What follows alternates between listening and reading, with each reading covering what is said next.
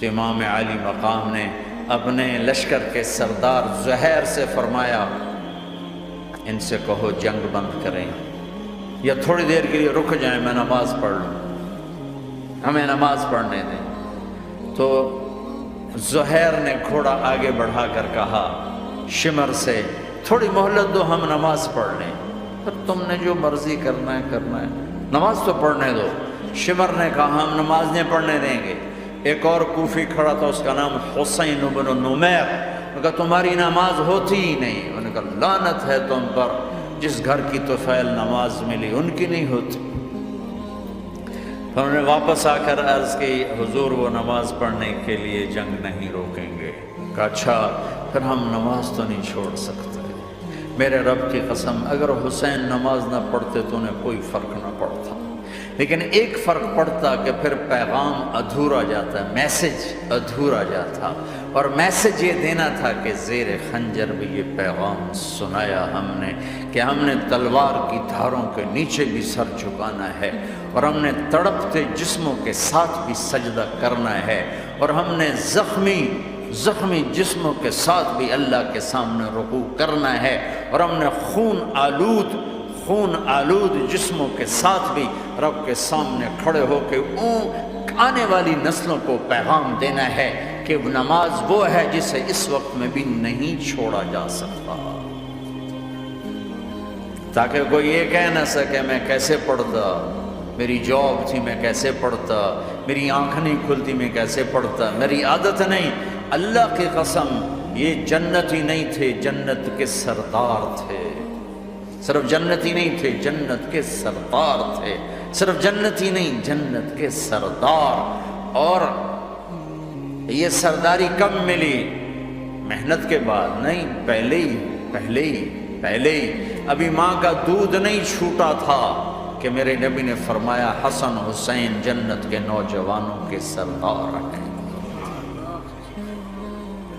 اور ایسا پیار تھا کہ دونوں کو عرب سردار بچہ اٹھانا اپنی ذلت سمجھتے تھے، بچے نہیں اٹھاتے تھے، سب کے سامنے پیار نہیں کرتے تھے، لیکن آپ حسن حسین کو یہاں اٹھاتے پھر یہاں ہی نہیں اٹھاتے تھے، یہاں کندھوں پہ بٹھاتے یہاں، اور ایک عرب بدو حیران ہو کے دیکھ لیں یا رسول اللہ یہ آپ کیا کر رہے ہیں؟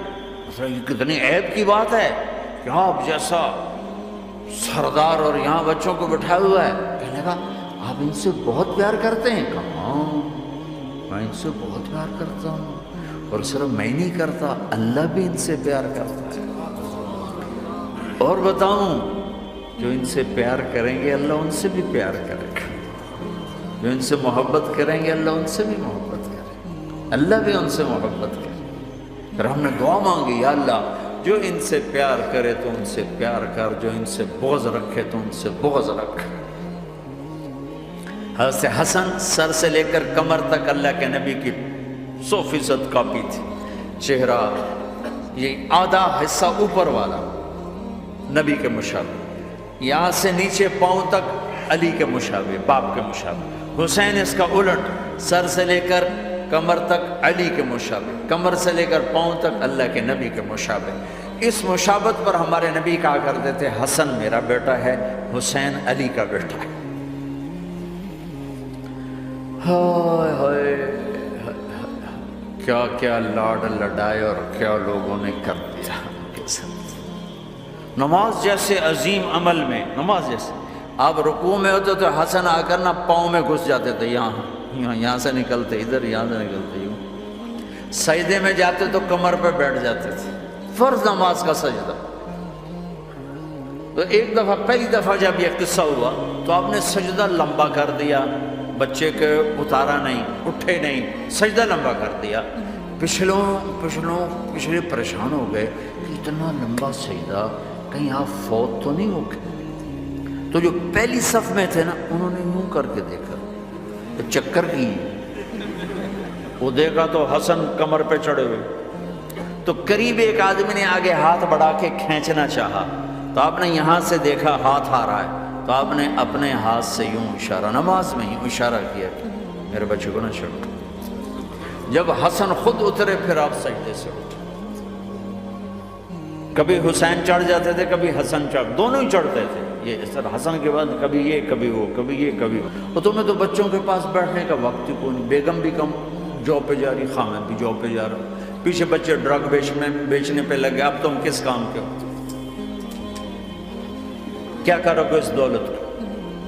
یہ نہیں ڈرگ بیچو، گستاخ ہو گیا، بدتمیز ہو گیا. تو اس دن دولت کو آگ لگا دو جا کے. آپ اپنے بچوں کو ٹائم دو، اپنے بچوں کو ٹائم دو. عورت کا کام کمانا نہیں ہے، عورت کا کام نسل کو بنانا ہے. قناعت سیکھو، قناعت تو آسانی سے مینج ہو جائے گا. قناعت نہیں تو پھر تو دنیا کے بادشاہ کی بھی ہوس پوری نہیں ہو سکتی. کھیلتے تھے، حسن حسین کی کشتی کراتے تھے، دونوں بھائیوں کی کشتی کراتے. ایک دفعہ دونوں کی کشتی ہو رہی اور حسین ذرا کمزور پڑ رہے تھے تو آپ اس کو شاباش دیتے، شاباش شاباش شاباش. تو حضرت فاطمہ کہنے لگی، ماں بھی بیٹھی تھی، کہنے لگی یا رسول اللہ آپ حسین کو شاباش دے رہے ہیں، حسن کو کیوں نہیں دے رہے؟ تو آپ نے کہا یہ جبریل میرے پاس کھڑا ہوا ہے، یہ بھی حسین کو شاباش دے رہا ہے تو میں بھی حسین کو شاباش دے رہا ہوں.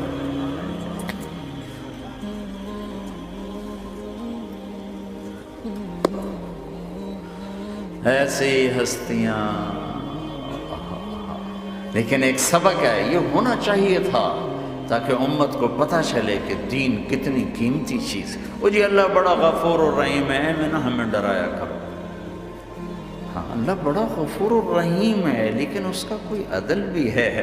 رات کا شراب پینے والا اور رات کو مصلی پہ رونے والا برابر ہو جائیں گے تو پھر یزید حسین کو ایک ہی جگہ بٹھا دو، پھر کربلاؤں کے لیے رونا چھوڑ دو.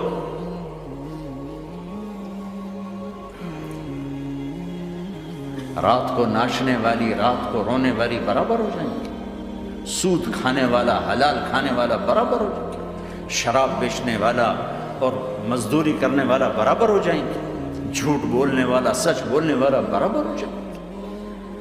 افنجعل المسلمین کالمجرمین ما لکم کیف تحکمون ام لکم کتاب فیہ تدرسون. اس سے زیادہ واضح کیا بتاؤں کہ میرا رب کہتا ہے کون سی کتاب میں لکھا ہوا ہے کہ ماننے والا نہ ماننے والا برابر کر دوں گا. کون سی کتاب؟ اللہ کو یہ کہنا پڑ رہا ہے ام لکم کتاب فیہ تدرسون. کس کتاب میں یہ لکھا ہوا ہے؟ ام نجعل المتقین کالفجار. ایک بدماش اور ایک فرمانبردار کو برابر کر دوں؟ کہاں لکھا ہوا ہے؟ ایسی ہستیاں. جنگ سے پہلے اونگ آ گئی، آنکھ کھلی تو ہنسنے لگے. بہن نے پوچھا یہ تو ہنسنے کا موقع نہیں، کیوں ہنسے ہو؟ زینب کہا بہن اللہ کے نبی خواب میں آئے، فرما رہے ہیں بیٹا میں لینے آ چکا ہوں. تو اب نہ پڑھے نماز، اب کیا مسئلہ ہے؟ جنت کے لیے تو کرنا ہے سب، یہ جنت کے لیے تو کر رہے، اللہ کے لیے تو کر رہے کہ زرد دادن و جان دادن نہ آئے ہے از لذت دیدارش خسرو چتواں گفتن سر دادن و جان دادن نہ دیدہ رخ یارے. اس اللہ کے لیے تو سر کٹا رہے ہیں.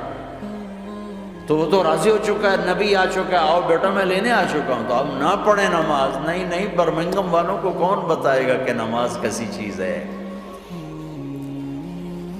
انہوں نے کہا جی وہ نہیں جنگ رو کرے گا. پھر چلو نماز پڑھو، نماز تو نہیں چھوڑی جا سکتی. آدھوں کو روک دیا تم جنگ کرو، آدھوں سے کہا تم نماز پڑھو. آدھوں نے نماز پڑھی، آدھوں نے جنگ کی. پھر جنہوں نے نماز پڑھی انہوں نے کہا تم آگے بڑھ جاؤ. ان سے کہا تم جا کے پیچھے اللہ کے بارگاہ میں سجدہ کرو. 1400 سال کی تاریخ میں ایسے نمازی میری نظروں سے نہیں گزرے.